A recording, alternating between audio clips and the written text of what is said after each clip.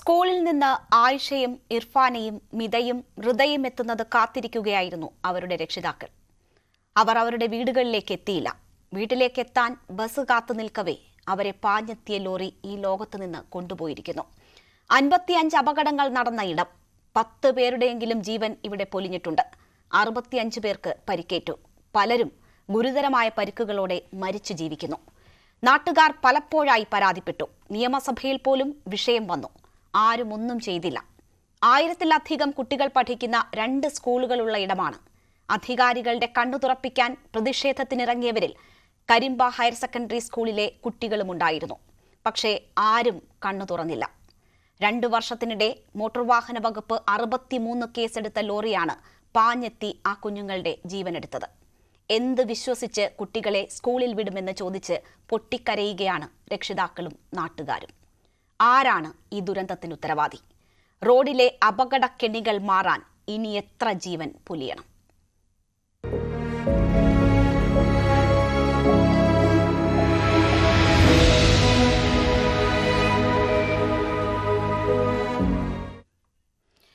നമുക്കൊപ്പം അതിഥികൾ ചേരുകയാണ്. ശ്രീ ഉപേന്ദ്ര നാരായണൻ, റോഡ് സേഫ്റ്റി വിദഗ്ധൻ, Shri PM Shaji, retired deputy transport commissioner.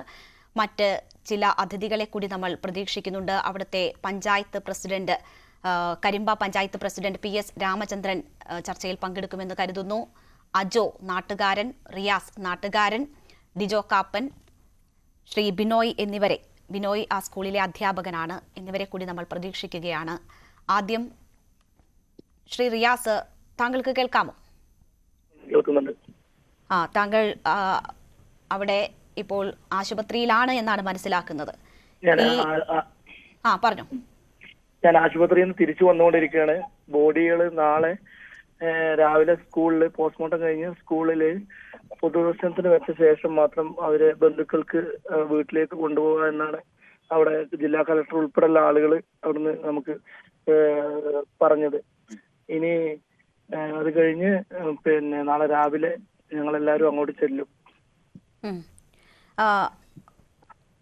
Riyas, താങ്കൾ ഒരു പൊതുപ്രവർത്തകൻ കൂടിയാണെന്ന് ഞാൻ മനസ്സിലാക്കുന്നു. പലപ്പോഴും ഈ റോഡിന്റെ അശാസ്ത്രീയ നിർമ്മാണവുമായി ബന്ധപ്പെട്ടൊക്കെ നാട്ടുകാരുടെ പ്രതിഷേധത്തിൽ മുമ്പിൽ നിന്നിട്ടുള്ള ആളാണ് താങ്കൾ എന്ന് മനസ്സിലാക്കുന്നു. അതുതന്നെയാണോ ഈ അപകടത്തിലേക്കും നയിച്ചത്? അതെ, അതെ.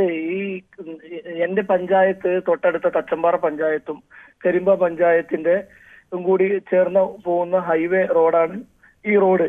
ഇതിൽ നിരന്തരം ഈ ഹൈവേയില് നിരന്തരം ആക്സിഡന്റുകൾ ഉണ്ടാകുന്നുണ്ട്. ഇതില് 55ഓളം ആളുകള് ഇതില് മരണപ്പെട്ടിട്ടുണ്ട്. കണക്ക് ഇതില് ഒരുപാട് ആളുകള് ജീവച്ഛവമായി, നിങ്ങൾ നേരത്തെ സൂചിപ്പിച്ച മാതിരി ജീവച്ഛവമായിട്ട് ജീവിക്കുന്ന ആളുകളുണ്ട്. ഇത് ഈ റോഡിന്റെ അശാസ്ത്രീയമായ ഒരു എഞ്ചിനീയറിംഗ് ആണ് ഈ റോഡിൽ ഇത്രത്തോളം അപകടങ്ങൾ ഉണ്ടാകാൻ കാരണമായത്. കാരണം വെച്ചാൽ ഇത് മുൻകാലങ്ങളിൽ, ഇത് വർഷങ്ങൾക്ക് മുമ്പ് ഉണ്ടായിരുന്ന ഈ റോഡിന്റെ പ്ലാനും സ്കെച്ചും വെച്ചിട്ട് അതേ സ്കെച്ചിലുമാണ് ഈ പുതിയ റോഡുകൾ നിർമ്മിക്കുന്നതും. അതേ രൂപത്തിലുള്ള വളവുകൾ അതേ രൂപത്തിൽ തന്നെ പുനഃസൃഷ്ടിക്കുകയാണ് ഉണ്ടാകുന്നത്. അതിൽ നിന്നും ഒരു മാറ്റം വരാൻ ഇതുവരെ ആ സർക്കാരുകളോ ഈ റോഡിന്റെ അതോറിറ്റികളോ ഇതുവരെ തയ്യാറായിട്ടില്ല.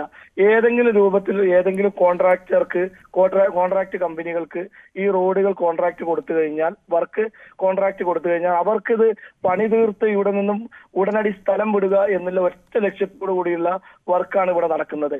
ഇതിൽ ഏതെങ്കിലും വിധത്തിൽ അവിടെ വളവില്ല ഭാഗങ്ങളിൽ ഏതെങ്കിലും പ്രൈവറ്റ് ഭൂമി, ഏതെങ്കിലും ഏറ്റെടുക്കേണ്ട ഭൂമികൾ ഉണ്ടെങ്കിൽ അവിടെ ആ ഭാഗം നിർത്തിവെച്ച് അവിടെ എത്ര വലിയ വളവാണെങ്കിൽ പോലും അവിടെ അതിനു വേണ്ട നടപടികൾ സ്വീകരിച്ച് ആ ഒരു പ്രൈവറ്റ് പാർട്ടിയെ സെറ്റിൽമെന്റ് ചെയ്തുകൊണ്ട് ആ റോഡിനെ സുരക്ഷിതമായ ഒരു റോഡാക്കി മാറ്റാതെ അവരുടെ പണി മുഴുവൻ തീർത്തങ്ങ് പോവുക.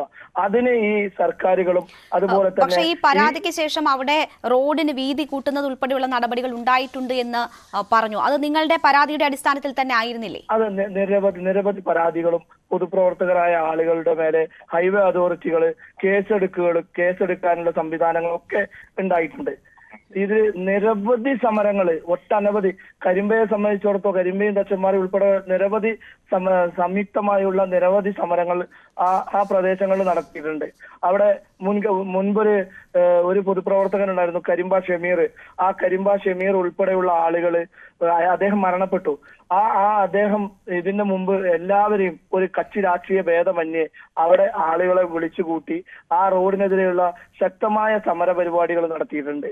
അത് നിരന്തരം ഇനിയിപ്പോ ഈ അതോറിറ്റിക്ക് പരാതി കൊടുക്കാത്ത ഒരു സംഘടനകളും ഇന്ന് ഈ രണ്ട് പഞ്ചായത്തുകളിലില്ല. എല്ലാ സംഘടനകളും ഈ റോഡിനെ കുറിച്ചുള്ള പരാതികളും എല്ലാവരും ഒരേ സമയം ഒരൊറ്റ ഇതിൽ ഈ റോഡിന്റെ അശാസ്ത്രീയമായ ഇപ്പോഴത്തെ നിലവാരം അത് മാറ്റി ആ റോഡിനെ അത് വേണ്ട വിധത്തിൽ അവിടുത്തെ വളവുകൾ നിർത്തി, അല്ലെങ്കിൽ ആ റോഡിന്റെ ചില ഭാഗങ്ങൾ മുമ്പിൽ നിന്ന് വരുന്ന വാഹനങ്ങൾ ആ ഡ്രൈവർക്ക് കാണാവുന്ന രീതിയിൽ ആ റോഡിനെ മാറ്റാത്തോടത്തോളം കാലം ഇതുപോലെയുള്ള അപകടങ്ങൾ ഉണ്ടാവും. ഒരു മിനിറ്റ് നിങ്ങളും ഈ ചാനലുകളും ഈ ചാനൽ ചർച്ചകളും ഒക്കെ ഇന്നും അല്ലെങ്കിൽ നാളെയും അത് കഴിഞ്ഞ് ഇത് മുഴുവനും തേഞ്ഞു മാഞ്ഞ് മറന്നുപോകും. ഇതിനെ കുറിച്ചുള്ള ചർച്ചകൾ ഉണ്ടാവില്ല.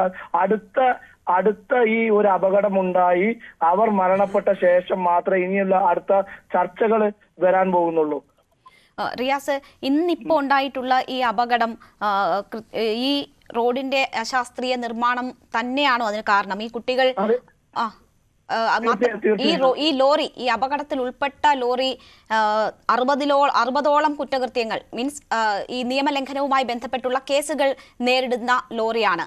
അത് ആ സമയം സ്കൂൾ വിട്ട് വരുന്ന സമയമായിരുന്നു. അമിത വേഗത ഉൾപ്പെടെ ഉണ്ടോ എന്ന് സംശയിക്കുന്ന സാഹചര്യമൊക്കെ ഉണ്ട്.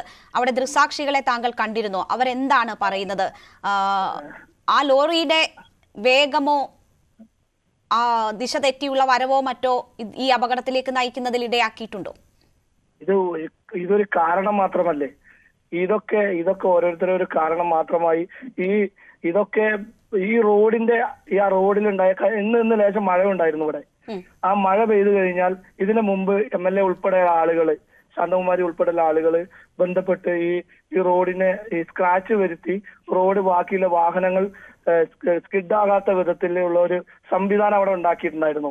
ആ സംവിധാനം ഉണ്ടാക്കി കഴിഞ്ഞ് അതിന്റെ സംവിധാനം എന്ന് പറയുന്നത് JCB ഉപയോഗിച്ച് അവിടെ JCB അല്ല, ഇതിന് വേണ്ട ഒരു ടെക്നോളജി തന്നെയാണ്. ഈ റോഡിനെ സ്ക്രാച്ച് ചെയ്യുന്ന ഒരു ടെക്നോളജി ഉപയോഗിച്ച് ശാസ്ത്രീയമായി ചെയ്തു കഴിഞ്ഞാൽ അത് ഒരു സമയം വരെ മാത്രമേ ഉള്ളൂ. ഒരു മഴയും ഒരു വെയിലും. അതാണ് ഞാൻ ചോദിച്ചത്, അത് ശാസ്ത്രീയമായിട്ടാണോ അങ്ങനെ സ്ക്രാച്ച് ഇട്ടത്, അതോ ആളുകളുടെ കണ്ണിൽ പൊടിയിടാനുള്ള തന്ത്രമായിരുന്നോ? ഇല്ല ഇല്ല ഇല്ല, അവിടെ ശാസ്ത്രീയമായിട്ട് തന്നെയാണ് അവിടെ അന്ന് ഞങ്ങളൊക്കെ കണ്ടതാണ്.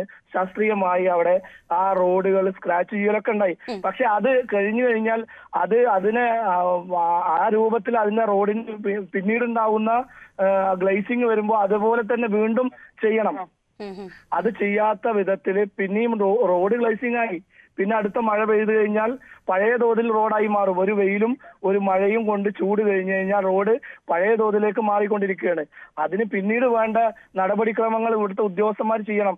അത് ചെയ്യാത്തോടത്തോളം ഇതുപോലുള്ള അപകടങ്ങൾ ഉണ്ടാകുമ്പോൾ മാത്രമേ അതിനെക്കുറിച്ച് പിന്നെ ചർച്ചയ്ക്ക് വരുള്ളൂ.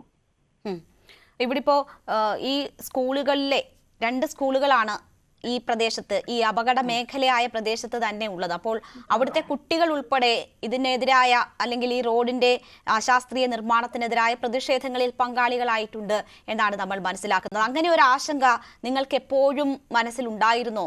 ഈ സ്കൂളുകൾ നിൽക്കുന്ന ഇടം, കുട്ടികൾ എത്തുന്ന ഇടം എന്നതുകൊണ്ട് തന്നെ അവിടെ ഒരു അപകട മേഖലയായി തുടരുന്നത് വലിയൊരു ആശങ്ക നിങ്ങളിൽ ഉണ്ടാക്കിയിട്ടുണ്ടായിരുന്നു? തീർച്ചയായും ഇത് 2 സ്കൂളുകൾ എന്ന് പറഞ്ഞാൽ ഏകദേശം 2000-3000 കുട്ടികളോളം പഠിക്കുന്ന സ്കൂളുകളാണ്. ഇതിൽ തന്നെ 10-15 ബസ്സുകൾ ഒരേ സമയം അവിടുന്ന് കുട്ടികളുമായിട്ട് യാത്ര ചെയ്യുന്ന സമയങ്ങളുണ്ട്. ഈ സമയത്തൊക്കെ ഈ റോഡ് വലിയൊരു ഭീഷണി തന്നെയാണ്. ഈ റോഡിന്റെ നിലവിൽ ഈ റോഡ് ഈ അപകടം നിൽക്കുന്ന ഭാഗങ്ങൾ മുഴുവനും വലിയ തോതിലുള്ള വളവുകളും, ആ വളവുകളിൽ റോഡ് സൈഡുകളിൽ അതിൻ്റെതായ കറക്റ്റ് സിഗ്നൽ ബോർഡുകൾ പല ഭാഗങ്ങളും ഇവിടെ ഇല്ല. അതുപോലെ തന്നെ തച്ചമ്പാറ വില്ലേജ് ഓഫീസ് പരിസരത്ത് കഴിഞ്ഞ ഒരു മാസങ്ങൾക്ക് മുമ്പ് അവിടെ ഒരു അപകടമുണ്ടായി. ഒരു കുടുംബത്തിലെ 2 പേര് ഓൺ ദ സ്പോട്ടിൽ മരണപ്പെട്ടതാണ്. ആ ഭാഗത്ത് ഈ കഴിഞ്ഞ ഒരാഴ്ചകൾക്ക് മുമ്പ് കൂടി ഒരു അപകടമുണ്ടായി. ആ അപകടം ഉണ്ടായിട്ട് പോലും ആ വളവിന്റെ അവിടെ തച്ചമ്പാറ പെട്രോൾ പമ്പിന്റെ പരിസരത്ത് വില്ലേജ് ഓഫീസിന്റെ മുൻപിൽ അവിടുന്ന് ആ തിട്ട് ഒന്ന് എടുത്തു മാറ്റുകയോ അവിടുന്ന് പ്രൈവറ്റ് ഭൂമിയിൽ നിന്നും സർക്കാർ ഏറ്റെടുത്തുകൊണ്ടോ അല്ലെങ്കിൽ അത് വേണ്ട ചർച്ചകൾ നടത്തി അതിനെ ആ റോഡിന്റെ ഇരുവശവും കാണുന്ന രൂപത്തിലേക്കുള്ള ഒരു പ്രവർത്തനം നടത്താൻ ഇതുവരെ അധികാരികൾ തയ്യാറല്ല. ഇന്ന് രാവിലെ ഉണ്ടായ ഒരു സംഭവമുണ്ട്. ഇന്ന് സെവൻത് ഡേ സ്കൂളിന്റെ മുൻവശത്ത് തച്ചമ്പാറ റോഡ് ക്രോസ് ചെയ്ത് 2 റബ്ബർ കയറുകൾ നീളത്തിൽ 2 കയറുകൾ റോഡിൽ സ്ഥാപിച്ചിട്ടുണ്ടായിരുന്നു. ആ രാവിലെ കരിമ്പയിലുള്ള ഒരു ചെറുപ്പക്കാരൻ ജോലി പോകുന്ന സമയത്ത് ബൈക്ക് അതിൽ തടഞ്ഞു വീണു. അതിൽ വീണ എന്നെ അവിടുത്തെ നാട്ടുകാർ എന്നെ അറിയിച്ച സ്ഥിതിക്ക് ഞാൻ അവിടെ ചെന്ന് നോക്കുമ്പോൾ ആ ബൈക്ക് ആക്സിഡന്റ് ആയ സ്ഥലത്ത് നോക്കുമ്പോൾ ഈ കയറ് വണ്ടി അതിന്റെ മുകളിലോട്ട് കയറി ഇറങ്ങി പോയിക്കൊണ്ടിരിക്കുന്നു. അതിന്റെ തൊട്ടൊരു ക്യാമറ വെച്ചിട്ടുണ്ട്. ഇത് എന്തിനു വെച്ചു, ഈ കയർ എന്തിനു കെട്ടി എന്ന് അന്വേഷിച്ചപ്പോൾ ഇത് ഇവിടുത്തെ പോലീസ് ഉദ്യോഗസ്ഥന്മാർക്കോ അല്ലെങ്കിൽ ഇവിടുത്തെ ഹൈവേ അതോറിറ്റിക്കോ ഒരാൾക്ക് പോലും ഇതിനെക്കുറിച്ച് എന്താണെന്ന് കാര്യത്തിൽ നിശ്ചയമില്ല. പിന്നീട് ഞാൻ അന്വേഷിച്ചപ്പോൾ മനസ്സിലായത് അവിടെ ഓവർ സ്പീഡിന്റെ ക്യാമറ സ്ഥാപിക്കുന്നതുമായി ബന്ധപ്പെട്ട് ഏതോ പ്രൈവറ്റ് കമ്പനിക്ക് ആ വാഹനങ്ങളുടെ എണ്ണം എടുക്കാൻ വേണ്ടി അവിടെ സ്ഥാപിച്ച ക്യാമറയും ഒരു റബ്ബർ കയറുമാണ് അവിടെ ഉണ്ടായത്. ഒരു ഇരുമ്പ് ആണി വെച്ച് അടിച്ച് റോഡ് ക്രോസ് ആയിട്ട് വെച്ചിട്ടുണ്ട്. അതിൽ തടഞ്ഞുകൊണ്ട് ഒരു ബൈക്ക് വീഴുകയുണ്ടായി. ഇന്ന് അയാൾ പരിക്ക് പറ്റി ഹോസ്പിറ്റലിലാണ്. അതിനെതിരെ പോലീസ് ഉൾപ്പെടെയുള്ള ആളുകൾ വന്ന് പോലീസിനോട് ഞാൻ പറഞ്ഞു ഇത് ഇവിടുന്ന് എടുത്തു മാറ്റണം എന്ന് പറഞ്ഞപ്പോൾ അവരെടുത്തു മാറ്റി. തീർച്ചയായും അത്തരം അപകടങ്ങൾ നമ്മൾ സംസ്ഥാനത്തിന്റെ പല ഭാഗത്തും കാണുകയാണ്. അങ്ങനെ കൂടിയൊക്കെയുള്ള അനാസ്ഥകൾ. റിയാസ്, ഇതിപ്പോൾ ഇന്ന് ഗതാഗത മന്ത്രി ഈ അപകടത്തിന്റെ പശ്ചാത്തലത്തിൽ മാധ്യമങ്ങളെ കാണുമ്പോൾ ഈ കാര്യങ്ങൾ റോഡിന്റെ അശാസ്ത്രീയ നിർമ്മാണം ഉൾപ്പെടെയുള്ള കാര്യങ്ങൾ ശ്രദ്ധയിൽപ്പെടുത്തിയിരുന്നു. അപ്പോൾ പറയുന്നത് അങ്ങനെ ഒരു പരാതി മോട്ടോർ വാഹന വകുപ്പിന് ലഭിച്ചിട്ടില്ല എന്നതാണ്. അത് തികച്ചും പിന്നെ അദ്ദേഹം സംസാരിച്ചത് ശരിയല്ല. ഇവിടുത്തെ ഉദ്യോഗസ്ഥരുമായിട്ട് അത് ശരിക്ക് മന്ത്രി ബന്ധപ്പെടണം. കാരണം വെച്ചാൽ എത്ര പരാതികൾ ലഭിച്ചിട്ടുണ്ട്, ഒട്ടനവധി പരാതികൾ ലഭിച്ചിട്ടുണ്ട്. ആ പരാതിയിൽ ഉൾപ്പെടെ ആ പരാതി കൊടുക്കാൻ ആ പരാതിയിൽ ഒപ്പിട്ട ആളുകളാണ് ഞങ്ങളൊക്കെ. അത് അങ്ങനെ പറയുന്നത് വളരെ മോശമാണ്. ഒട്ടനവധി ഇവിടുത്തെ ഈ പ്രദേശത്തെ മുഴുവൻ ആളുകൾക്കും അറിയാം. എന്റെ കൂടെ ഈ ചാനൽ ചർച്ചയിൽ അവിടുത്തെ കരിമ്പ പഞ്ചായത്തിന്റെ പ്രസിഡന്റ് ഉൾപ്പെടെ ആളുകളുണ്ട്. അദ്ദേഹം നയിച്ച സമര പരിപാടികൾ ഒരുപാട് ഉണ്ടായിട്ടുണ്ടല്ലോ. ഞങ്ങളൊക്കെ അതിൽ പങ്കെടുത്ത ആളുകളാ.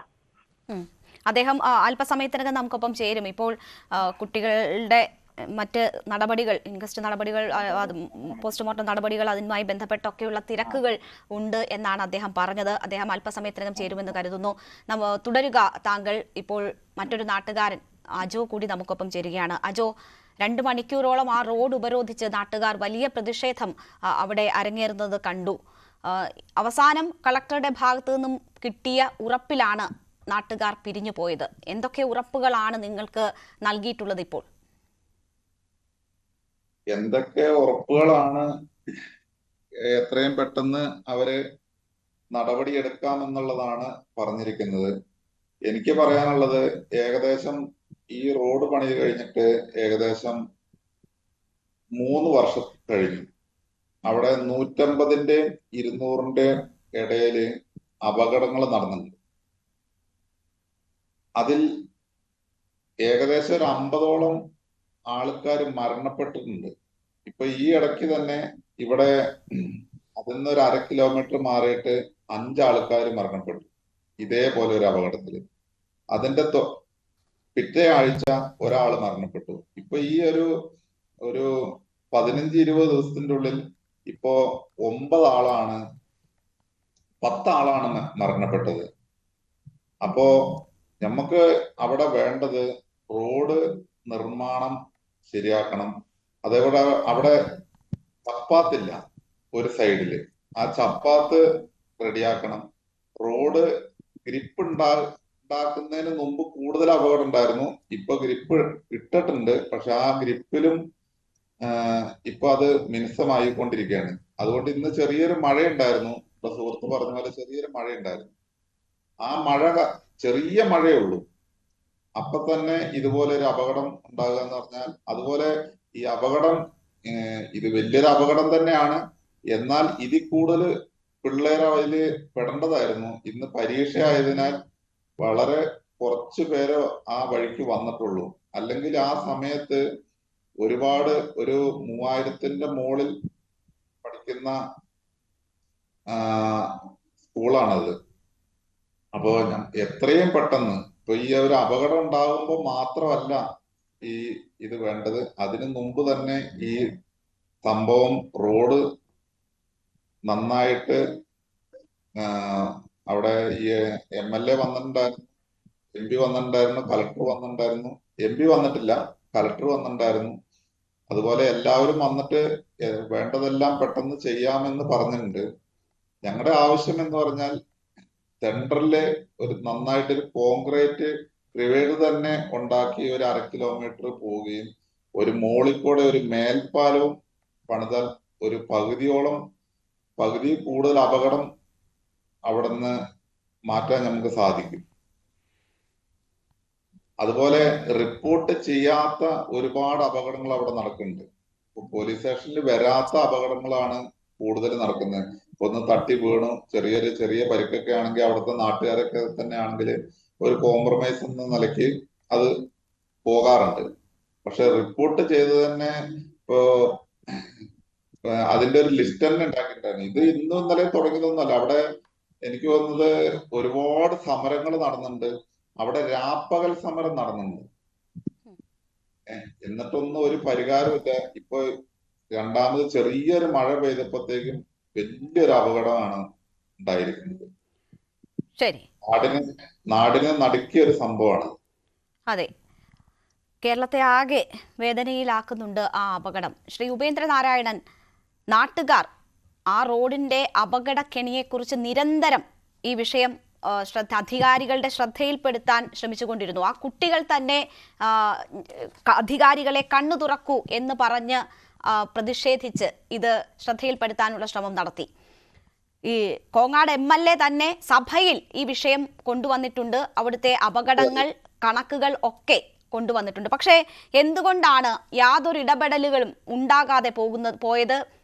അപകടം തുടർക്കഥയായി മാറുന്ന സാഹചര്യം, അത് ആ നാട്ടുകാർ തന്നെ ഭയന്ന നിലയിൽ, ആ സ്കൂളുകളിലെ കുട്ടികളുടെ ജീവൻ അതോർത്ത് തന്നെയായിരുന്നു നാട്ടുകാർ ഇത്രയും ആശങ്കപ്പെട്ടത്. അതിലേക്ക് തന്നെ എത്തി നിൽക്കുന്ന സാഹചര്യം ഉണ്ടായത്.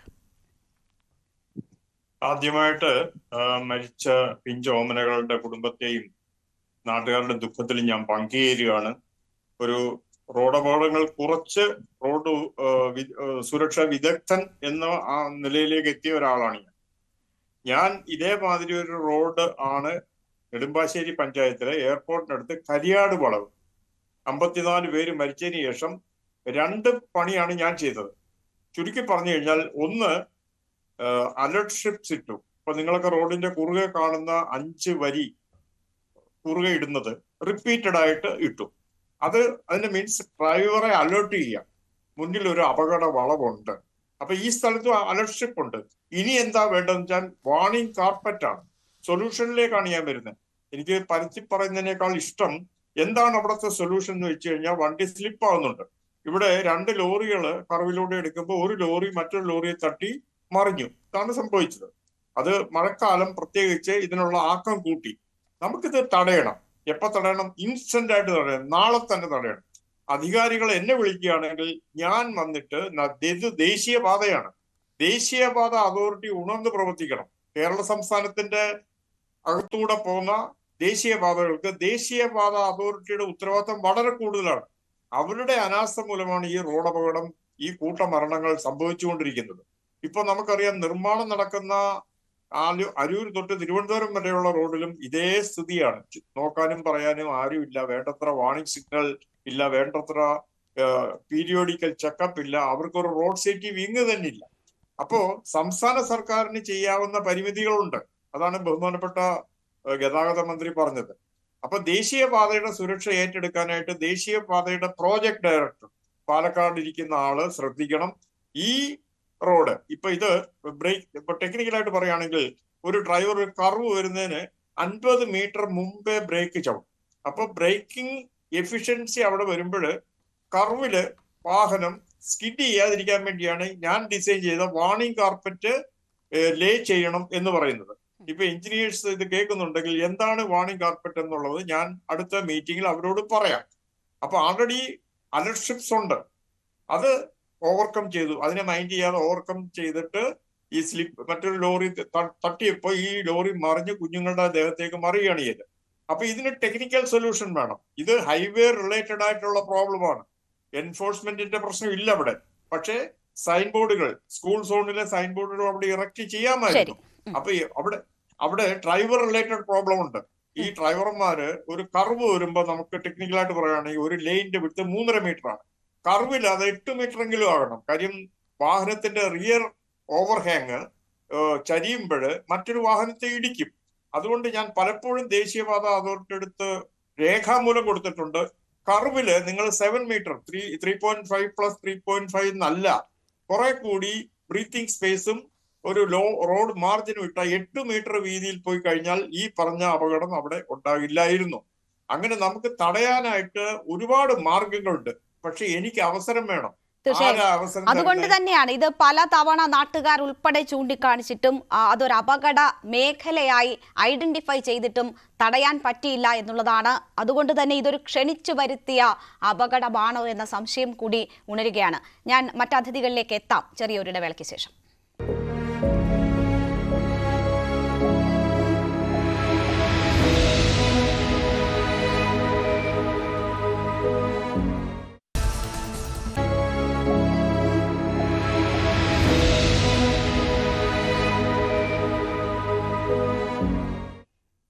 വീണ്ടും ചർച്ചയിലേക്ക്. ശ്രീ PM ഷാജി കൂടി നമുക്കൊപ്പം ചേരുകയാണ്. റിട്ടയർഡ് ഡെപ്യൂട്ടി ട്രാൻസ്പോർട്ട് കമ്മീഷണർ ആയിരുന്നു അദ്ദേഹം പറയുകയാണ്, അദ്ദേഹം സർവീസിൽ ഉണ്ടായിരുന്ന സമയത്ത് ജോലി ചെയ്തിരുന്ന ഇടമാണെന്ന്. ശ്രീ ഷാജി, പതിറ്റാണ്ടുകളായി താങ്കൾ പറയുകയാണെങ്കിൽ താങ്കൾ ജോലി ചെയ്യുന്ന കാലത്ത് പോലും അതൊരു അപകടക്കെണിയുള്ള ഇടമായിരുന്നു. വീതി കുറഞ്ഞ റോഡ്, അതിലെ വളവ്, അവിടുത്തെ അശാസ്ത്രീയ നിർമ്മാണം. മഴ പെയ്ത സമയത്താണ് ഈ അപകടം മഴ പെയ്ത സാഹചര്യം കൂടി ഈ അപകടത്തിന് കാരണമായി എന്ന് വരികയാണ്. പല ജനപ്രതിനിധികൾ ഉൾപ്പെടെ ശ്രദ്ധയിൽപ്പെടുത്തിയിട്ടും എന്തുകൊണ്ടാണ് അവിടെ ആ അപകട മേഖലയിൽ കൃത്യമായ ഇടപെടലുകൾ ഉണ്ടാകാതെ പോയത്? ആദ്യമായിട്ട് അവിടെ അപകടത്തിൽപ്പെട്ട ആ കുട്ടികളോടുള്ള ആദരം അറിയിക്കുകയാണ്. നികത്താനാവാത്ത ഒരു സങ്കടകരമായ ഒരു കാര്യമാണ് നടന്നത്. അതിൽ എന്ത് പറഞ്ഞ് അവരെ ആശ്വസിപ്പിക്കണമെന്ന് നമുക്ക് ആർക്കും അറിയില്ലാത്തൊരവസ്ഥയിലാണ് കേരളം മുഴുവൻ ഇരിക്കുന്നത്. ഞാൻ ഈ വിഷയത്തിൽ എന്നെ ക്ഷണിച്ചപ്പോൾ ഞാൻ സൂചിപ്പിക്കുകയായിരുന്നു, ഞാൻ ജോലി ചെയ്താണ്, പല ഘട്ടങ്ങളായിട്ട് അവിടെ ജോലി ചെയ്തൊരു സ്ഥലമാണ്. ഞാൻ ആദ്യമായിട്ട് ജോലിയിൽ പ്രവേശിച്ച് ചെയ്യുന്ന ആദ്യത്തെ എനിക്ക് കിട്ടിയ ഒരു ഡ്യൂട്ടി അപകടം പരിശോധിക്കുകയാണ്. അതും ഈ ലൊക്കേഷനിലായിരുന്നു. സാന്ദർഭികമായിട്ട് പറഞ്ഞു എന്നുള്ളൂ. വളവുണ്ട്, ഇറക്കമാണ്, അതുമാത്രമല്ല വളരെ ഇടുങ്ങിയ ഒരു റോഡും കൂടിയാണ്. ഇന്ന് എത്രത്തോളം വീതി വന്നു എന്ന് എനിക്കറിയത്തില്ല. ഞാനൊരു 25-30 വർഷം മുമ്പുള്ള ഒരു സാഹചര്യമാണ് പറയുന്നത്. അന്നും അവിടെ നടന്നു പോകാനായിട്ടുള്ള സൗകര്യങ്ങൾ വളരെ കുറവാണ്. കാൽനടക്കാർക്കുള്ള സൗകര്യങ്ങൾ കുറവാണ്. റോഡ് കഴിഞ്ഞിട്ട് വളരെ ചെറിയ ഒരു സൗകര്യത്തിൽ മാത്രമാണ് കുട്ടികളാണെങ്കിലും, ഈ സ്കൂള് അന്നുമുണ്ട്, ഈ സ്കൂളുകളിലുള്ള കുട്ടികളെല്ലാം അതിൽ നടന്നു പോകുന്നുണ്ട്. അവിടെ ഒരു സ്കൂളിൽ അന്ന് കണ്ടു കഴിഞ്ഞാൽ അവർ വരിയായിട്ട് പോകണമെന്ന് നിർബന്ധം പറഞ്ഞിരുന്ന് ചെയ്തിരുന്നു. അപ്പോൾ കുട്ടികൾ വരിയായിട്ട് പോകുമായിരുന്നു.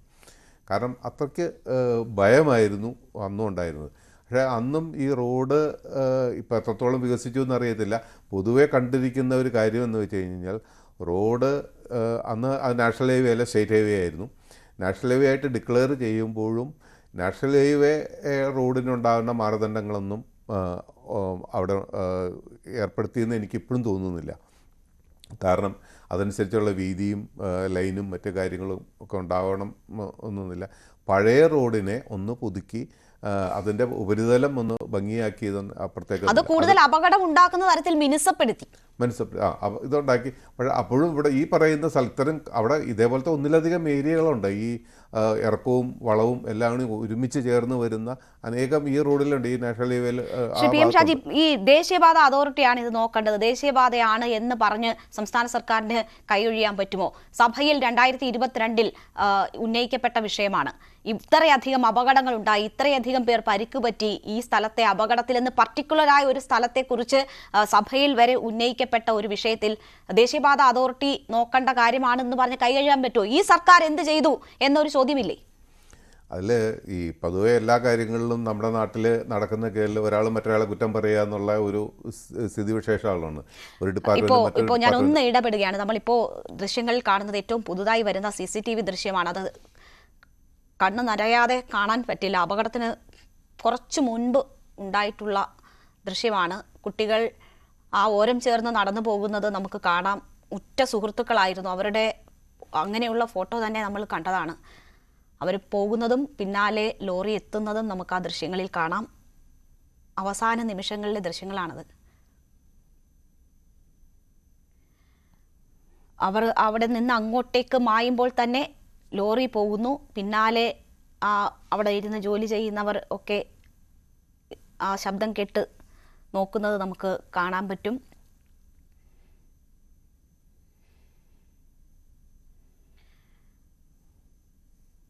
ആ കുടുംബങ്ങളുടെ അവസ്ഥ എന്താണ് എന്ന് നമുക്ക് ഊഹിക്കാൻ പോലും പറ്റാത്ത അവസ്ഥയാണ്.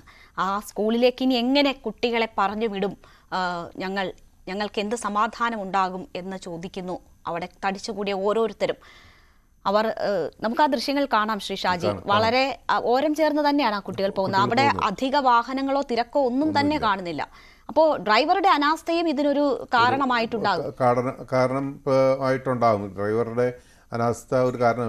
എന്താണെന്നുള്ളതൊക്കെ അറിയത്തില്ല. ഇനി അവിടെ അതിൻ്റെ മറ്റു വശങ്ങളിലെ CCTV ദൃശ്യങ്ങളോടും കിട്ടിക്കഴിഞ്ഞാൽ ചിലപ്പോൾ എന്താണ് സംഭവിച്ചത്, ഇതൊക്കെ വണ്ടിയുടെ ലോഡൊന്നും ഉണ്ടായിരുന്നില്ല എന്ന് തോന്നുന്നു, തിരിച്ചു പോകണമെന്ന് തോന്നുന്നു. ഓവർലോഡിന് ഉൾപ്പെടെ നിരവധി ചെല്ലാൻ അടച്ചിട്ടുള്ളതിന്റെ ഡീറ്റെയിൽസ് ഉണ്ട് നമ്മളുടെ. അങ്ങനെയുള്ള വാഹനമാണ്. പക്ഷെ ഇപ്പോൾ ഓവർലോഡ് അല്ല എന്നും പറയുന്നു. ഇതിൽ ഈ മഴയിൽ ഈ കുട്ടികളെ നടന്നു പോകുന്നത് കണ്ട് എന്ത് ഇപ്പോൾ ഉപേന്ദ്രനാരായണൻ പറഞ്ഞ എതിരെ വന്ന വാഹനമായിട്ട് ഇടിച്ച് കൺട്രോൾ പോയി കുട്ടികളുടെ ദേഹത്തേക്ക് മറിഞ്ഞു എന്നുള്ളതാണ് പറയുന്നത്. അതിൽ അത് അവിടുത്തെ ദൃക്സാക്ഷികളോ അല്ലെങ്കിൽ അവിടെ മറ്റ് CCTV ദൃശ്യങ്ങളോ ഉണ്ടെങ്കിൽ മാത്രമേ നമുക്കത് കൺഫേം ആയിട്ട് പറയാൻ സാധിക്കുകയുള്ളൂ.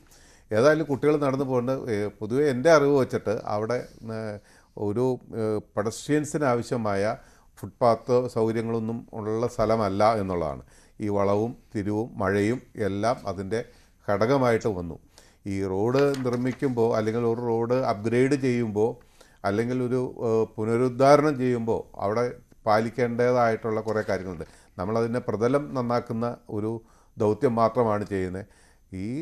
അവിടെ ആ ഡിസൈൻ പുതിയൊരു സംവിധാനം അല്ലെങ്കിൽ പുതിയൊരു കൺസ്ട്രക്ഷൻ നടക്കുമ്പോൾ അല്ലെങ്കിൽ ഒന്ന് അപ്ഗ്രേഡ് ചെയ്യുമ്പോൾ അതൊന്ന് മെയിൻ്റനൻസ് ചെയ്യുമ്പോൾ നിർബന്ധമായിട്ടും അവിടെയൊക്കെ ചെയ്യേണ്ടത് ഇത്തരം കാര്യങ്ങൾ പരിഹരിക്കാനായിട്ടുള്ള ശ്രമം കൂടി വേണം. ഏതായാലും നമ്മളൊരു പണി ചെയ്യുവാണ്, അപ്പോൾ ഇതും കൂടി മുൻകണം. റോഡ് സേഫ്റ്റി എന്നുള്ള കാര്യം മുൻകൂട്ടി കണ്ടുകൊണ്ട് തന്നെ ആ കാര്യങ്ങളെല്ലാം ചെയ്യണം. ഇപ്പോൾ ഇവിടെ എൻ്റെ അറിവ് വെച്ചാൽ അധികം സിവിൽ എഞ്ചിനീയേഴ്സാണ് ഈ ഡിസൈനൊക്കെ ചെയ്യുന്നത്.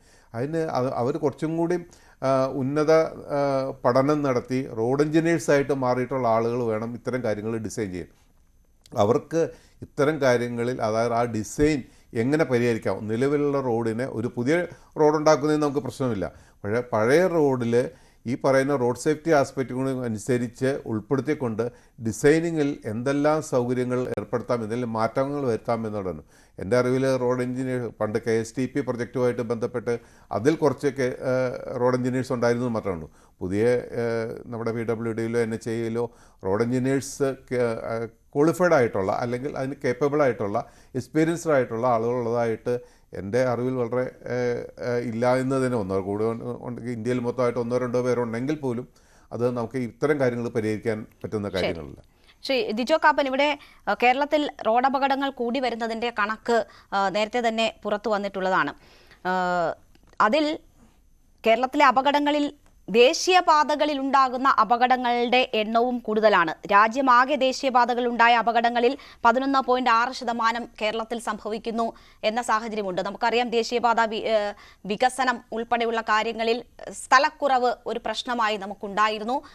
അത് മറികടക്കാൻ പലയിടങ്ങളിലും ഇതുപോലെയുള്ള അശാസ്ത്രീയമായ രീതിയിൽ റോഡ് നിർമ്മാണം വേണ്ടിവരുന്ന സാഹചര്യവും ഉണ്ടായിട്ടുണ്ട് എന്നാണോ മനസ്സിലാക്കേണ്ടത്? ഇവിടെ ഇപ്പോൾ ഒരു പ്രധാന വില്ലനായി വരുന്നത് ഈ അശാസ്ത്രീയ നിർമ്മാണമാണ്. അത് നാട്ടുകാർ പല തവണ ജനപ്രതിനിധികളുടെ ശ്രദ്ധയിൽ, സർക്കാരിന്റെ ശ്രദ്ധയിൽ കൊണ്ടുവരാൻ ശ്രമിച്ചിട്ട് യാതൊരു ഇടപെടലും ഉണ്ടാകാത്തതാണ് ഈ ദുരന്തത്തിൽ, ഇന്നത്തെ രാത്രി ഇത്ര വലിയ ദുരന്തത്തിലെത്തി നിൽക്കുന്നത്.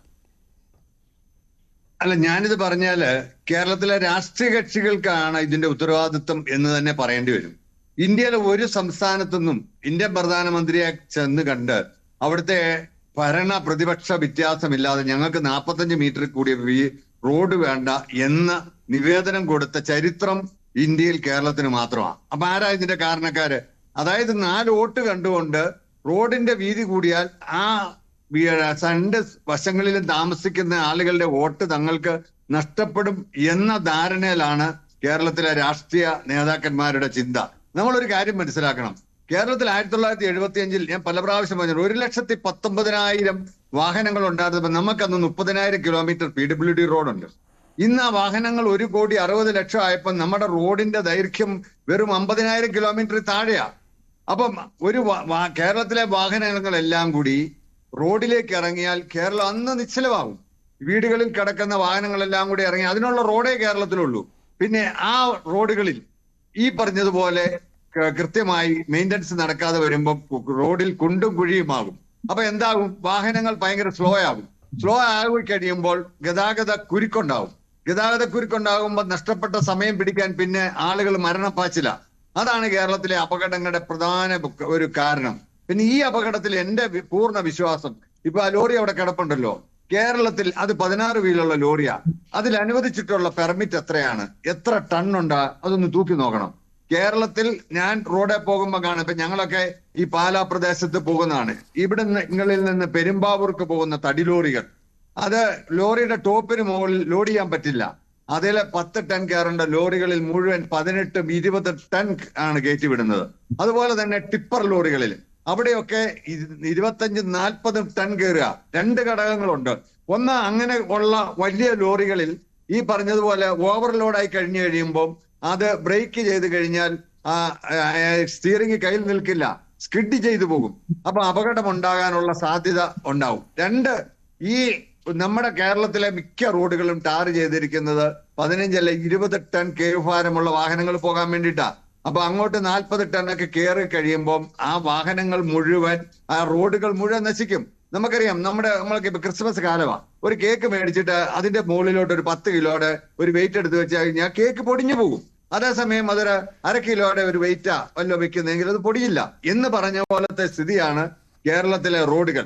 പിന്നെ ഇതിന്റെ ഒക്കെ ഞാൻ കാണുന്ന അടിസ്ഥാനപരമായ കാരണം കേരളത്തിലെ എൻഫോഴ്സ്മെന്റ് ആണ്. കേരളത്തിൽ ഇതിനു വേണ്ടി തന്നെ 14 RTOമാരെ നിശ്ചയിച്ചിട്ടുണ്ട്. നമുക്ക് ലൈസൻസ് തരാനോ ഡ്രൈവിംഗ് ടെസ്റ്റ് നടത്താനോ ഒന്നും അവർക്ക് അധികാരമില്ല. അവര് കേരളത്തിലെ എൻഫോഴ്സ്മെന്റ് RTOമാര്, അവരുടെ ജിയോ തന്നെ എൻഫോഴ്സ്മെന്റ് സേഫ് കേരള എന്നാണ് അവരുടെ ജിയോ ഇറങ്ങിയിരിക്കുന്നത്. അങ്ങനെ 14 RTOമാരുണ്ട്. 85 ഓഫീസുകളുണ്ട് കേരളത്തിൽ. അതായത് 85 MBAമാര്. ഓരോ ഓഫീസിലും 2 AMBമാർ, 170 പേര്. ഒരു സോഷ്യൽ ഓഡിറ്റ് നടത്തട്ടെ. കഴിഞ്ഞ 1 വർഷക്കാലമായി ഈ എൻഫോഴ്സ്മെന്റിനുള്ള ഒരു RTOയ്ക്കോ ഒരു RTO ഇറങ്ങേണ്ടത് പോട്ടെ, അദ്ദേഹം ജില്ലാ അധിപനാണ്. ഒരു AMB റോഡിൽ ഇറങ്ങിയിട്ടുണ്ടോ? ഞാൻ ഇതേക്കുറിച്ച് ഒരു അന്വേഷണം നടത്തിയപ്പം കേട്ടപ്പോ വളരെ ദുഃഖവും പരിതാപകരവുമാണ് കേരളത്തിന്റെ സ്ഥിതി. അവർക്ക് ഓടാനുള്ള വാഹനം കേരളത്തിലില്ല. ആ വാഹനങ്ങൾ മുഴുവൻ ഷെഡിൽ കയറിയിട്ട് അല്ലെങ്കിൽ കട്ടപ്പുറത്ത് കയറിയിട്ട് 1.5 വർഷമായി. അവർക്ക് ഡീസൽ അടിക്കാൻ പൈസയില്ല. അവരോട് പോയി ഈ ഗസറ്റഡ് റാങ്കിലുള്ള ഉദ്യോഗസ്ഥന്മാരോട് പോയി ബസ്സിൽ പോയി റോഡ് ചെക്ക് ചെയ്യാൻ പറയാൻ പറ്റുമോ? എന്നിട്ടും വീണ്ടും 78 അസിസ്റ്റന്റ് മോട്ടോർ വെഹിക്കിൾ ഇൻസ്പെക്ടർമാർക്ക് PSC അഡ്വൈസ് മെമ്മോ കൊടുത്തിരിക്കുക. എന്തിനാ? വെറുതെ ശമ്പളം കൊടുക്കാൻ. ഇത് കേരളത്തിലെ ജനങ്ങളുടെ നീതിപ്പണമല്ലേ? കേരളത്തിലെ വാഹനങ്ങൾ രജിസ്റ്റർ ചെയ്യുന്നവരോട് 15 കൊല്ലത്തെ അഡ്വാൻസ് ടാക്സ് മേടിക്കുക. എന്ത് പറഞ്ഞുകൊണ്ടാ? നിങ്ങൾക്ക് വരുന്ന 15 കൊല്ലത്തേന് കേരളത്തെ സുഗമമായി വണ്ടി ഓടിക്കാൻ റോഡുകൾ നന്നായി പ്രോപ്പറായി മെയിൻറ്റെയിൻ ചെയ്ത് തരുമെന്നും പറഞ്ഞോണ്ടാ. അപ്പൊ അവിടെ ചെക്കിങ് വേണം. ഞാൻ കോളേജിൽ പഠിക്കുന്ന കാലത്ത് അന്നൊക്കെ എന്ന് പറഞ്ഞു കഴിഞ്ഞാൽ ഞാൻ ഇപ്പോഴും ഓർക്കുന്നു, നമ്മളൊക്കെ അന്നത്തെ സർക്കിൾ ഇൻസ്പെക്ടർമാരുടെയൊക്കെ പേരാ ഓർക്കുന്നത്. പക്ഷേ അന്ന് അവിടെ ഇരുന്ന മോട്ടോർ ഉദ്യോഗസ്ഥന്മാരുടെ പേര് ഇന്ന് എനിക്കറിയാം. ഒരു സുകുമാരനും ഒരു ജെയിംസുവാ. അവര് ഈ പറഞ്ഞ പോലെ എൻഫോഴ്സ്മെന്റ് ഒന്നും ഇല്ല, അങ്ങനെ ഒരു ടീമില്ലെന്ന്. അവര് ഡ്രൈവിംഗ് ടെസ്റ്റ് കൊടുക്കുന്നതിനിടയ്ക്ക് അല്ലെങ്കിൽ ലേണേഴ്സ് നോക്കുന്നതിന് ഇടയ്ക്ക്, അല്ലെങ്കിൽ ഓഫീസിലെ ക്ലറിക്കൽ പണിക്ക് ഇടയ്ക്ക് ആഴ്ചയിലെ 1-2 ദിവസം ഇടയ്ക്ക് വന്ന് സർപ്രൈസ് ചെക്ക് നടത്തുമായിരുന്നു. എൻഫോഴ്സ്മെന്റിന്റെ കുറവ് താങ്കൾ കളർകോട് അപകടമുണ്ടായ സമയത്തും ചൂണ്ടിക്കാണിച്ചതാണ്. അങ്ങനെ നമുക്ക് തടയാൻ കഴിയുന്ന അല്ലെങ്കിൽ നമുക്ക് ചെയ്യാൻ കഴിയുന്ന കാര്യങ്ങൾ പോലും ചെയ്യുന്നില്ല, അതിന് അധികാരപ്പെട്ടവർ പോലും ചെയ്യുന്നില്ല എന്നതാണ് പലകുറി ശ്രദ്ധയിൽപ്പെടുത്തിയിട്ട് ആ കുഞ്ഞുങ്ങൾ തന്നെ തെരുവിലിറങ്ങി പ്രതിഷേധിച്ചിട്ട് അവരുടെ ജീവന് പോലും ഭീഷണിയാകുന്ന റോഡിന്റെ കുറ്റം അല്ലെങ്കിൽ കേടുപാട് നികത്താനായില്ല. അവിടെ അശാസ്ത്രീയ നിർമ്മാണത്തിൽ തന്നെ തുടർന്നു.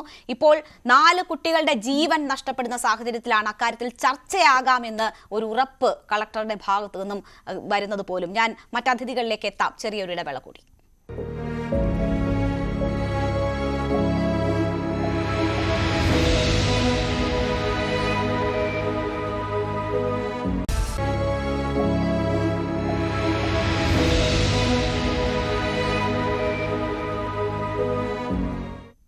വീണ്ടും ചർച്ചയിലേക്ക്. ശ്രീ ഉപേന്ദ്രനാരായണൻ, ഇവിടെ ഇപ്പോ ഈ റോഡിന്റെ വീതി കുറവ് ഒരു വിഷയമായി ചൂണ്ടിക്കാണിച്ചല്ലോ. ഈ അപകടം നടന്ന സ്ഥലത്ത് ദേശീയപാതയോട് ചേർന്ന് തന്നെയുള്ള വീടുകളുണ്ട്.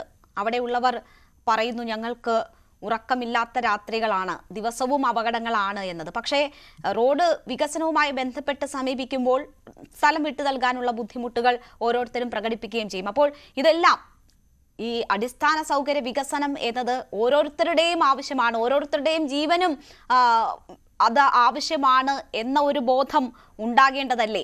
അത് ജനങ്ങളെ ആ രീതിയിൽ ബോധവൽക്കരിച്ച് അതിലേക്ക് എത്തിക്കുന്നതിന് പകരം വീതി കുറഞ്ഞ റോഡുകൾ മതി എന്ന തീരുമാനത്തിലേക്ക് ജനപ്രതിനിധികൾ എത്തിയതിന്റെ ഒരു ഫലം കൂടിയാണ് ഇത് എന്ന് സൂചിപ്പിക്കുന്നു. അവിടെ ഉണ്ടായിട്ടുള്ള അപാകതകൾ പരിഹരിക്കാൻ കൃത്യമായ ഇടപെടലുകൾ പോലും ഉണ്ടാകുന്നുമില്ല. അതാണ് റീസൺ. ഇപ്പോ റോഡ് വീതി കൂട്ടി അപകടം കുറച്ച് അങ്ങനെ നമുക്ക് നടക്കുള്ളൂ. പക്ഷേ ഈ ഭൂമി വിട്ടുകൊടുക്കുന്നവർക്ക് മാർക്കറ്റ് വിലയുടെ 3 ഇരട്ടിയാണ് ദേശീയപാത അതോറിറ്റി കൊടുക്കുന്നത്. അത് നമ്മൾ അറിയാതെ പോകരുത്. ഇപ്പോ തലപ്പാടി മുതൽ ഇടപ്പള്ളി വരെയുള്ള സ്ഥലത്തേക്ക് ദേശീയപാത വികസനത്തിന് വേണ്ടി തുടങ്ങുമ്പോൾ തന്നെ ഓരോ വീട്ടിന്റെ മുമ്പിൽ എഴുതി വെക്കുമായിരുന്നു, എന്റെ വീട്ടിലേക്ക് സർവേക്ക് ആൾക്കാർ വരണ്ടായിരുന്നു. പക്ഷെ അവർക്കൊക്കെ 10 സെന്റുകാരന് ഏകദേശം 90 ലക്ഷം രൂപ തൊട്ട് 2 കോടി രൂപ വരെ കിട്ടിയ അവസരത്തിൽ അവർക്ക് 10 സെന്റിന് പകരം 50 സെന്റും വീട് വാങ്ങി മാറി ഇപ്പൊ ഒരു പ്രശ്നമില്ലാതെ നടക്കുന്നുണ്ട്. അപ്പൊ ജനങ്ങളുടെ ആ തെറ്റിദ്ധാരണ മാറ്റേണ്ടത് ജനപ്രതിനിധികളാണ്. ഇപ്പൊ 3 ഇരട്ടി മാർക്കറ്റ് വിലയുടെ 3 ഇരട്ടി തുക അഡ്വാൻസ് ആയിട്ട് കൊടുത്തിട്ടാണ് ദേശീയപാതയ്ക്ക് സ്ഥലം ഏറ്റെടുക്കുന്നത്. അതുമൂലം ദേശീയപാത അതോറിറ്റി ഏകദേശം 63,000 കോടി രൂപയാണ് പല റോഡ് പദ്ധതികൾക്കായിട്ട് കേരളത്തിലേക്ക് വിനിയോഗിക്കുന്നത്. അപ്പൊ ഉടനടി, അതായത് ഇപ്പൊ പല റോഡ്, ഇപ്പൊ തന്നെ ഉദാഹരണത്തിന് കുണ്ടന്നൂർ അങ്കമാലി ബൈപ്പാസ് അത് 44 കിലോമീറ്റർ 4471 കോടി രൂപയ്ക്ക് ഇപ്പോൾ വർക്ക് തുടങ്ങിക്കഴിഞ്ഞു. അങ്ങനെ നമ്മുടെ ജനങ്ങൾ സഹകരിക്കാതെ ഒന്നും നടക്കില്ല. അപകടം വരുമ്പോൾ നമ്മൾ കരഞ്ഞിട്ടോ ദുഃഖം അറിയിച്ചിട്ടോ അല്ല. റോഡ് വികസനമാണ് വികസനത്തിന്റെ, പൊതുവെയുള്ള വികസനത്തിന്റെ ആദ്യത്തെ ഫൗണ്ടേഷൻ. അത് ജനപ്രതിനിധികളും ജനങ്ങളും ഒക്കെ മനസ്സിലാക്കിക്കൊണ്ട് ഇപ്പൊ ആ കർവ് തന്നെ വീതി കൂട്ടിയാലേ നമുക്ക് അപകടരഹിതമായിട്ട് സുരക്ഷിതമായിട്ട് ഈ കുഞ്ഞുങ്ങൾ അതിലെ നടന്നു പോകാൻ പറ്റുള്ളൂ. മിനിമം ആ പ്രദേശം, എനിക്ക് തോന്നുന്നത് ഈ ദേശീയപാത എന്നുള്ള ഡിക്ലറേഷൻ വന്നത് 2002 അതിനുശേഷം അവിടെ കാര്യമായിട്ടൊരു ചേഞ്ച് ഉണ്ടായില്ല. ബഹുമാനപ്പെട്ട ഒരു സുഹൃത്ത് പറഞ്ഞ മാതിരി ഓരോ ജംഗ്ഷനിലും ബോർഡ് തൂക്കി NH 212. പക്ഷെ അങ്ങനല്ലല്ലോ. നമുക്ക് ദേശീയപാത സ്റ്റാൻഡേർഡിൽ ഏത് റോഡാണ് കേരളത്തിൽ ആ സെക്ടറിലുള്ളത്? ഇല്ല.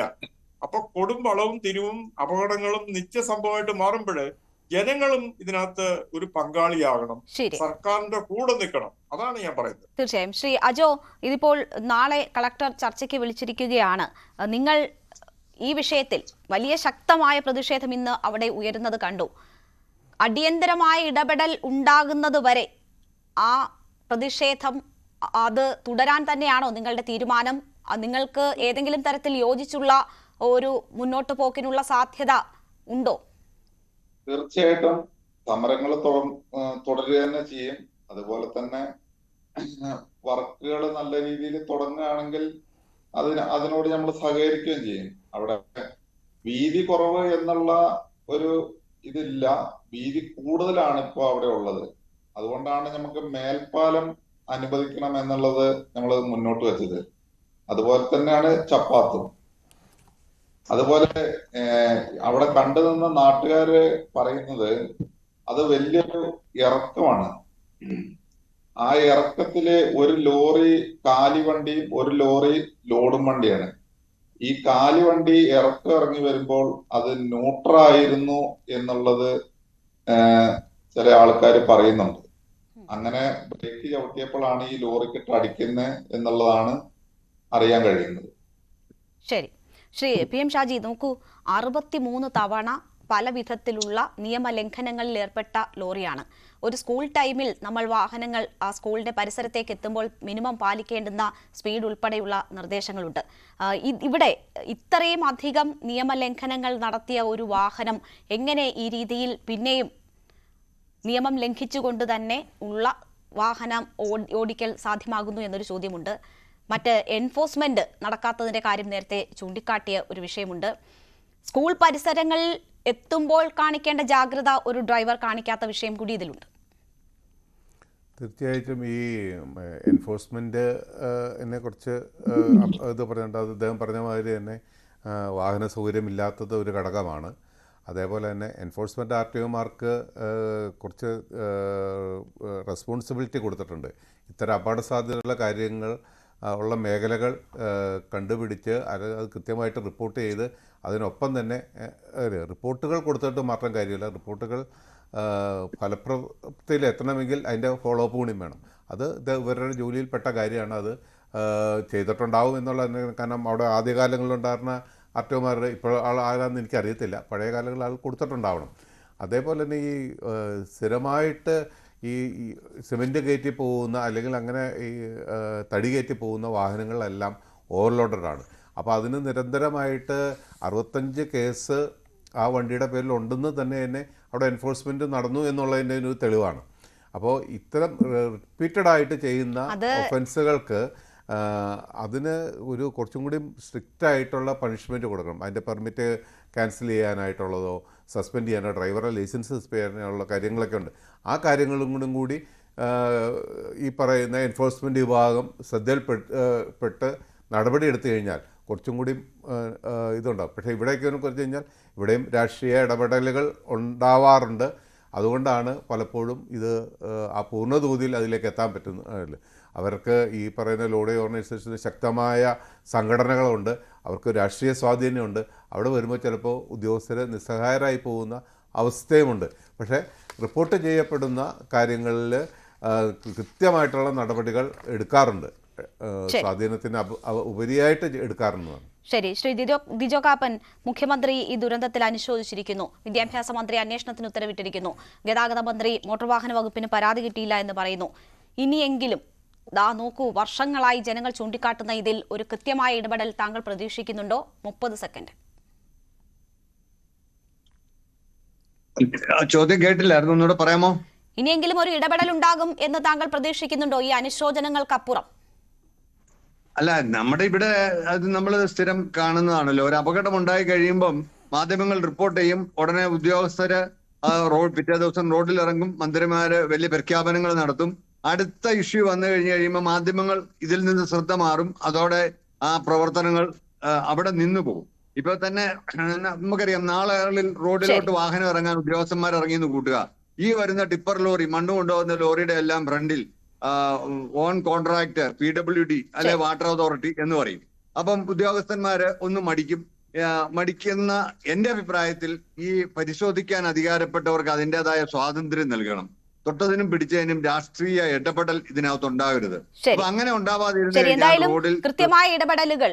4 കുരുന്നുകളുടെ ജീവൻ നഷ്ടപ്പെട്ട വിഷയമാണ്. ഇനിയെങ്കിലും ഉണ്ടാകട്ടെ. ആ കുരുന്നുകൾ തന്നെ മുന്നറിയിപ്പ് നൽകിയതാണ്, ആരും കണ്ടില്ല, ഇനിയെങ്കിലും കാണട്ടെ. അവിടെ ഇനിയും കുട്ടികൾക്ക് സ്കൂളുകളിൽ പോകാനുള്ളതാണ്. അവർക്ക് സമാധാനത്തോടു കൂടി പോകാനുള്ള സാഹചര്യം ഒരുക്കാനുള്ള ഉത്തരവാദിത്വം അധികൃതർക്കുണ്ട്. വളരെ നന്ദി ചർച്ചയിൽ പങ്കെടുത്ത എല്ലാവർക്കും. ഇടവേളയ്ക്ക് ശേഷം അടുത്ത വാർത്താ ബുള്ളറ്റിൻ.